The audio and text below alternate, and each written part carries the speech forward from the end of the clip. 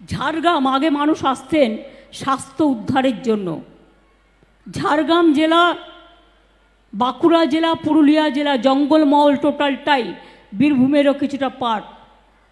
এখানে ট্যুরিজম থেকে শুরু করে, ধর্মীয় সার্কিট থেকে শুরু করে, পাহাড়, নদী, জঙ্গল, রূপসী বাংলার রূপ দেখা যায়। আপনাদের এখানে একটা ছোট্ট চিড়িয়াখানা আছে, তাই তো?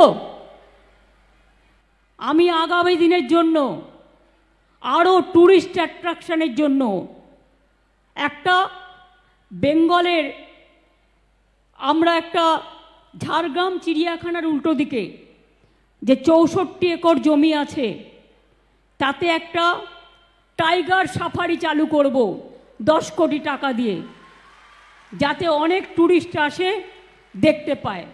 আমাদের উত্তরবঙ্গের শিলিগুড়িতে আমরা করেছি এবং আমরা সেইটাই এখানেও আমরা করে দিচ্ছি। এছাড়াও জেনে রাখবেন, আমরা ঠিক করেছি, আমার সেলফ হেল্প গ্রুপের মেয়েরা, আনন্দধারার মেয়েরা, ছেলেরা অনেক কাজ করে। তাদের জন্য এই জেলাতে জমি দেখা হয়েছে, ঝাড়গ্রাম হেডকোয়ার্টারে জমি দিয়ে দিয়েছ।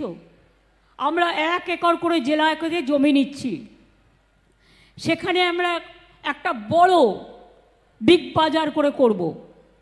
তাতে নিচের 2টো ফ্লোর থাকবে সম্পূর্ণভাবে সেলফ হেল্প গ্রুপের মেয়েরা, ছেলেরা যেসব জিনিস জেলায় তৈরি করে সেগুলো বিক্রি করার জন্য।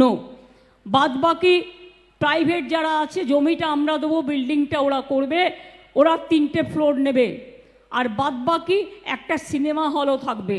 এইভাবে পরিকল্পনা করে আমরা করছি, যাতে কেন ঝাড়গ্রামের মতো জায়গায় আপনারা চান একটা শপিং মল হোক, একটা বিগ বাজার হোক, একটা সিনেমা হল হোক, কমিউনিটি হল হোক, সেলফ হেল্প গ্রুপের মার্কেটিং জায়গা হোক বিজনেস করবার। সারা বাংলার 23টা জেলায় আমরা কিন্তু এটা 1 একর করে জমি নিয়ে, যেখানে এই জমিটা ডিএম অলরেডি বিভিন্ন জায়গার জমি আমাদের দিয়ে দিয়েছে, আমরা টেন্ডার করে কাজটা বা প্রসেসের মধ্যে দিয়ে কাজটা খুব শীঘ্রই চালু করব।